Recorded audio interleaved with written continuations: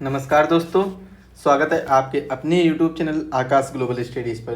दोस्तों, आज का जो हमारा टॉपिक रहने वाला है वह विटामिन है। विटामिन टॉपिक का नाम रहेगा, विटामिन के बारे में आज हम पढ़ेंगे। डिटेल से इसके बारे में डिस्कशन करने वाले हैं, तो वीडियो को अंत तक जरूर देखें। यह आने वाले आपके सभी एग्जाम के लिए, खासतौर यूपीएससी और यूपीपीएससी और आरएएस राजस्थान एडमिनिस्ट्रेशन सर्विस और इसके साथ साथ बीपीएससी का एग्ज़ाम जो रिसेंटली एग्ज़ाम लगे हुए हैं, इनमें सभी में क्वेश्चन पूछा जाता है। आप किसी वनडे एग्ज़ाम की तैयारी कर रहे हैं तो उनमें भी ये क्वेश्चन पूछा जाता है, तो आप इसको ध्यान से पढ़िएगा। कंप्लीट टॉपिक, इसके नोट्स आपको कहाँ पर मिल जाएंगे? एग्जाम वेब एप्लीकेशन पर इसके नोट्स आपको उपलब्ध हो जाएंगे, तो वहाँ से आप इसको डाउनलोड कर लेंगे। तो एग्जाम वेब एप्लीकेशन की लिंक है वह डिस्क्रिप्शन बॉक्स में दी गई है, तो वहाँ से इस एप्लीकेशन को डाउनलोड कर लीजिए और वहाँ से यूट्यूब फ्री मटेरियल है, वहाँ पर यूट्यूब पीडीएफ नाम का एक फ़ोल्डर होगा, तो वहाँ से जाकर इसकी पीडीएफ डाउनलोड कर सकेंगे। सबसे पहले आपको एग्जाम वेब एप्लीकेशन डाउनलोड करना होगा। डाउनलोड करने के बाद में जैसे आपका ये मोबाइल का इंटरफेस होगा, यहाँ पर देखिए लेफ्ट कॉर्नर पर ऊपर 3 लाइन बनी होंगी, यहाँ पर क्लिक करिएगा और यहाँ पर आपका ऑप्शन आएगा फ्री मटेरियल का। तो फ्री मटेरियल के ऑप्शन पर क्लिक करिएगा। इसके बाद में आपके बहुत सारे फोल्डर खुल जाएंगे। इसमें से आपको काफ़ी चीज़ें होंगी फ्री में प्रोवाइड कराई गई होंगी। यहीं पर यूपी पुलिस का होगा, यहीं पर बीपीएससी का होगा, यहीं पर यूपीएससी का होगा, ऐसे बहुत से होंगे। तो एक फ़ोल्डर बना होगा लास्ट में यूट्यूब फ्री पीडीएफ, तो उस पर क्लिक करिएगा, वहाँ से ये इसकी पीडीएफ आप डाउनलोड कर पाएंगे।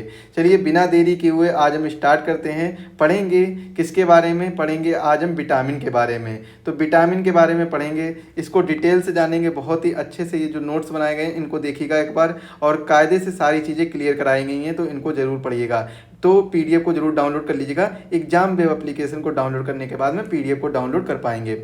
चलिए अगला देखते हैं। इसके बाद में हमारा जो पहला पॉइंट है, इसके विटामिन को गर्म करने पर शीघ्र ही नष्ट हो जाते हैं। यदि विटामिन को गर्म किया जाएगा, मान लीजिए कोई भी विटामिन है, अगर इसको गर्म किया जाएगा, हीट किया जाएगा, तो ये क्या हो जाएंगे? नष्ट हो जाएंगे। ये कैसे हो जाएंगे? शीघ्र ही नष्ट हो जाते हैं। ये चीज़ इंपॉर्टेंट पॉइंट है, इसको याद रखिएगा। और अगर पूछा जाए कि विटामिन की खोज किसने की है, तो खोज की है हॉपकिंस ने। खोज की है हॉपकिंस ने या हॉकिंस ने की है, इसे आ जाता है तो हॉपकिंस या हॉकिंस होता है। कुछ भी जैसे नाम दिया गया तो इस टाइप का नाम है, तो ये आप याद रखिएगा इसको। खोज की है हॉपकिंस ने। और नाम किसने दिया है? इसका नाम दिया है फंक ने। फंक ने इसका नाम दिया है, यह भी चीज़ याद रखिएगा। खोज किसने की? हॉपकिंस ने, और फंक ने नाम दिया है। और विटामिन विलेयता के आधार पर 2 प्रकार की होती हैं। कौन कौन से? एक तो होती है जल में विलय, एक होती है जल में विलय, तो विटामिन बी सी जल में विलय होती है। और वसा में विलय कौन कौन सी होती हैं? ए डी ई के ऐसे याद कर लीजिएगा। तो वसा में देखिए कौन कौन सी होती है वसा में, तो वसा में होती हैं ए डी ई के। जल में कौन सी होती हैं? जल में होती हैं आपकी बी और सी।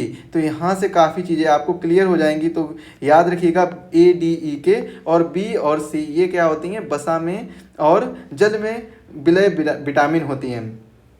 अब हम विटामिन, जितनी भी विटामिन है, इन सभी के बारे में जानते हैं। तो सबसे पहले हम जानेंगे जो विटामिन ए के बारे में। तो विटामिन ए का रासायनिक नाम, यहाँ से क्वेश्चन पूछा जाता है। विटामिन ए का रासायनिक नाम क्या है?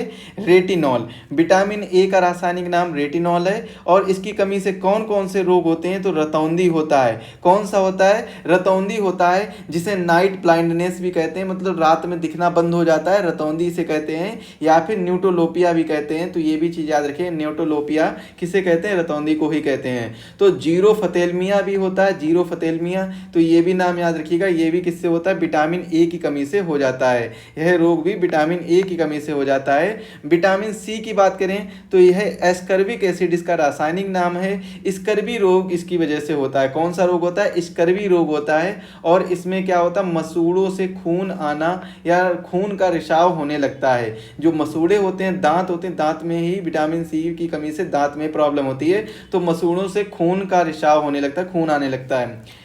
विटामिन डी का नाम क्या होता है? कैल्सीफेरॉल होता है। और इसमें बच्चों में रिकेट्स या सूखा रोग हो जाता है। और वयस्क में, जो वयस्क होते हैं, बड़े लोग होते हैं, इसमें कौन सा होता है? ओस्टियोमलेशिया रोग हो जाता है। कौन सा हो जाता है? ओस्टियोमलेशिया रोग हो जाता है। इंपॉर्टेंट क्वेश्चन है, ये क्वेश्चन पूछा जा चुका है कई बार एग्जाम में। विटामिन डी की कमी से वयस्क में कौन सा रोग होता है और बच्चों में कौन सा रोग होता है? अगर बच्चों की बात की जाए तो बच्चों में कौन सा रोग होता है? बच्चों में रोग होता है रिकेट्स।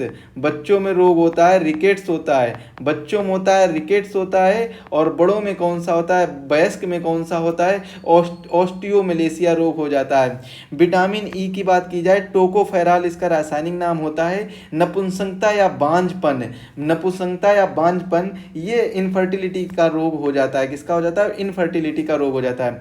विटामिन के फिलोक्विनोन या क्विनोन भी कहीं कहीं लिखा होगा, तो क्विनोन पढ़िएगा, फिलोक्विनोन ये इसका रासायनिक नाम है विटामिन के का।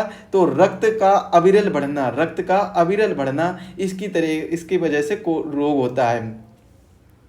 विटामिन बी कॉम्प्लेक्स यह जल में घुलनशील प्रकार के विटामिनों का समूह है। इस विटामिन में नाइट्रोजन उपस्थित होता है। तो विटामिन बी में जो कॉम्प्लेक्स होता है, एक समूह होता है, जैसे विटामिन बी1 का होता है, विटामिन बी कॉम्प्लेक्स, विटामिन बी2, विटामिन बी3, विटामिन बी5, विटामिन बी6, विटामिन बी12, ऐसे कई समूह होते हैं। तो इन पे देखिए, या फिर आप कह लेते हैं विटामिन एच का नाम सुना है ना आपने, विटामिन एच। तो विटामिन एच क्या होता है? विटामिन एच होता है, विटामिन एच यानी विटामिन बी7 ही विटामिन एच होता है। विटामिन बी7 ही विटामिन एच होता है। तो इस चीज को भी याद रखिएगा। या इसी प्रकार से जो विटामिन बी होता है, कई ग्रुप में होते हैं, कॉम्प्लेक्स होता है, ग्रुप होता है, जिसमें नाइट्रोजन की उपस्थिति होती है। तो किस विटामिन में नाइट्रोजन की उपस्थिति होती है? विटामिन बी में नाइट्रोजन की उपस्थिति होती है। और विटामिन बी1 का रासायनिक नाम क्या है? थायमीन है।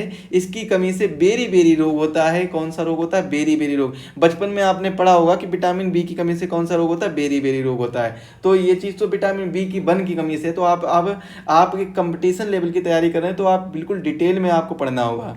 तो विटामिन बी1 की कमी से कौन सा रोग होता है? बेरी होता है। जबकि विटामिन बी कॉम्प्लेक्स होता है, एक तरीके से कई विटामिनों का समूह होता है, और जिसमें क्या है? नाइट्रोजन की उपस्थिति रहती है। इसमें नाइट्रोजन की उपस्थिति रहती है, ये चीज आपको याद रखनी होगी। इसके बाद में विटामिन बी कॉम्प्लेक्स आता है, तो यह जल में घुलनशील प्रकार के विटामिनों का समूह होता है। वही बात सेम लिखी है, तो इसी को पढ़िएगा। विटामिन बी2 देखिए, तो राइबोफ्लोविन इसका रासायनिक नाम है। क्या नाम है रासायनिक नाम? राइबोफ्लोविन इसका रासायनिक नाम है, विटामिन बी2 का, राइबोफ्लोविन। और यह मुंह में छाले जिसे क्लोसिस कहते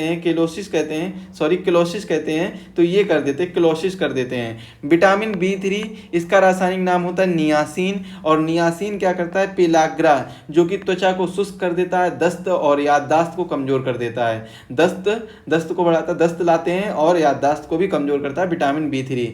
इसके बाद में विटामिन बी5 जिसे पैंथोथेनिक एसिड कहते हैं। और यह क्या करता है? बर्निंग फूट सिंड्रोम, यह इसकी कमी से रोग हो जाता है, बर्निंग फूट सिंड्रोम। इसके बाद में बी6 क्या है? पायरोडॉक्सिन इसका नाम होता है, रासायनिक नाम, एनीमिया रोग का कारण बनता है।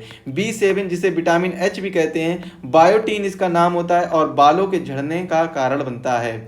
इसके बाद में विटामिन बी9 फोलिक एसिड इसका नाम होता है, एनीमिया रोग का यह भी कारण होता है। और एनीमिया रोग का कौन सा कारण होता है? बी5 भी होता है, कि कौन सा होता है? सॉरी, बी6 होता है। बी6 क्या होता है? एनीमिया रोग का कारण होता है। बी12 विटामिन को इसका क्या नाम है? कोबालेमिन कोबाल्ट नामक तत्व पाया जाता है, इसीलिए इसका नाम क्या है? कोबालेमिन है। बी12 में कोबाल्ट पाया जाता है। क्वेश्चन पूछा गया कई बार, किस विटामिन में कोबाल्ट पाया गया है? तो किस विटामिन में कोबाल्ट पाया गया है? तो विटामिन बी12 में कोबाल्ट पाया जाता है। विटामिन बी12 का रासायनिक नाम क्या है?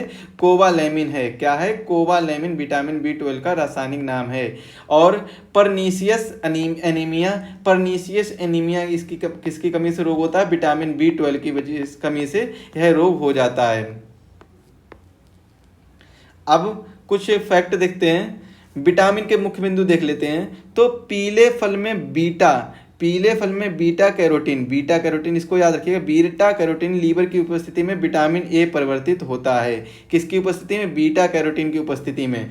सर्वाधिक मात्रा मछली के तेल में, सर्वाधिक मात्रा विटामिन ए की कहाँ पर पाई जाती है? मछली के तेल में, जो हिलीवट लीवर ऑयल और कोल्ड लीवर ऑयल में ज़्यादातर पाई जाती है। इसे संक्रमण रोधी विटामिन भी कहते हैं। कैसा कहते हैं? संक्रमण रोधी विटामिन भी कहते हैं। अतः गांव में टीकाकरण अभियान में दिया जाता है। किसमें? गांव में जो टीकाकरण अभियान होता है, टीकाकरण लगाया जाता है, टीकाकरण किया जाता है, उसमें ये दिया जाता है।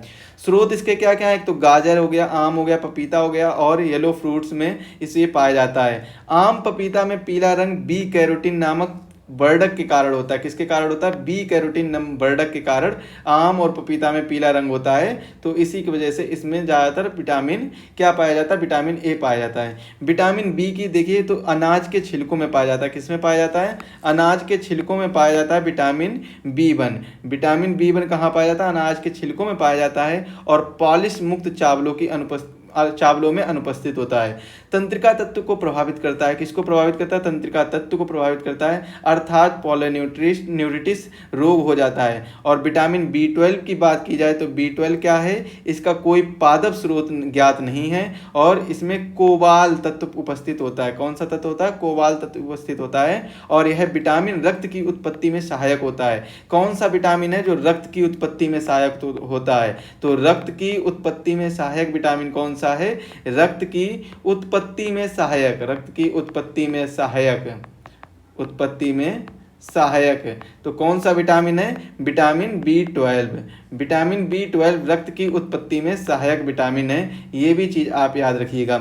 इसके बाद में यह यकृत में संचित रहता है, जंतुओं और उनके उत्पादों में पाया जाता है। कहाँ कहाँ पाया जाता है? जंतुओं और उनके उत्पादों में पाया जाता है।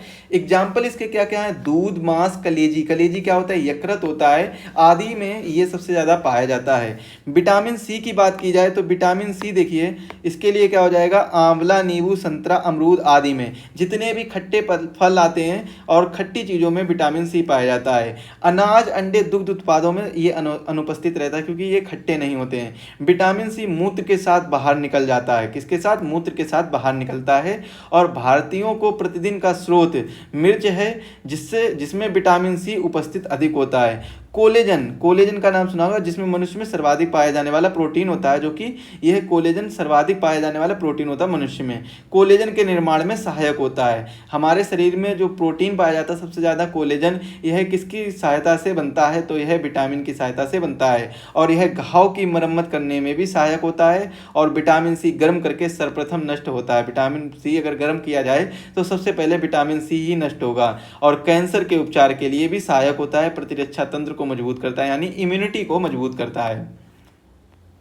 विटामिन डी की अगर बात की जाए तो विटामिन डी का देखिए इसमें सर्वाधिक मात्रा में फिश ऑयल, मछली के तेल में होती है। सबसे ज़्यादा कहाँ पाई जाती है? फिश ऑयल में पाई जाती है। और धूप का विटामिन भी कहते हैं, इसे धूप का विटामिन कहते हैं, क्योंकि सूर्य की यूवी रेज के कारण प्राप्त होता है। किसकी? कौन सी? अल्ट्रावायलेट रेज के कारण यह प्राप्त होता है। और यह स्टीरॉइड्स प्रकृति का होता है। कैसी प्रकृति का होता है? स्टीरॉइड्स प्रकृति का होता है। ये चीज़ याद रखिए। कौन सी प्रकृति का होता है? स्टीरॉइड प्रकृति का होता है। यह हार्मोन की तरह काम करता है। किसकी तरह काम करता है? हार्मोन की तरह काम करता है। एक इंपॉर्टेंट चीज़ ये भी याद रखिएगा, हार्मोन की तरह काम करता है। और रक्त में कैल्शियम के स्तर को बढ़ाता है। किसके स्तर को बढ़ाता है? रक्त में कैल्शियम के स्तर को बढ़ाता है, अर्थात हड्डियों को मजबूत बनाने में भी सहायक होता है। जब रक्त में कैल्शियम का स्तर बढ़ाएगा, और कैल्शियम होता है वो क्या? जब देखते हैं हड्डियां में कमजोरी आ जाती है तो लोग कहते हैं कैल्शियम की कमी हो गई है।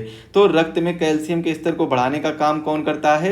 विटामिन डी रक्त में कैल्शियम स्तर को बढ़ाने का काम करता है, और इसीलिए इसे धूप का विटामिन कहते हैं। और धूप में सबसे ज़्यादा विटामिन डी पाई जाती है। नॉर्मल तरीके से अगर आपको विटामिन डी लेना है तो सुबह की धूप और शाम के सनसेट और सनराइज के टाइम की धूप लीजिएगा, तो विटामिन डी की अच्छी खासी मात्रा मिलेगी। और धूप के अलावा दूध, अंडा, यकृत, मांस में उपस्थित रहता है। ये विटामिन ई देखिए तो सर्वाधिक मात्रा में सोयाबीन, तेलीय तैलीय बीजों में पाया जाता है और इसे सुंदरता का विटामिन भी कहते हैं। विटामिन ई को क्या कहते हैं?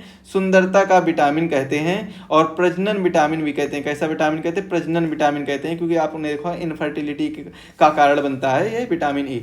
तो क्योंकि जनन प्रक्रियाओं के लिए आवश्यक होता है, क्या होता है? जनन क्रियाओं के लिए आवश्यक होता है और बांझ रोधी विटामिन भी है ये। स्रोत क्या है विटामिन के? हरे पत्तेदार सब्जियां, टमाटर, पनीर इत्यादि स्रोत हैं। रक्त स्राव रोधी विटामिन है जो यकृत में प्राथोम्बिन व फ्राइबिनोजन के निर्माण में आवश्यक होता है। ब्लड क्लोटिंग की बात की जाए तो विटामिन के की कमी से ब्लड क्लोटिंग होता है, जो कि नहीं होता है, ब्लड क्लोटिंग नहीं होता है। और रक्त का थक्का बनने में से 6 से 8 मिनट का समय लगता है। रक्त का थक्का 6 से 8 मिनट में समय में बन पाता है।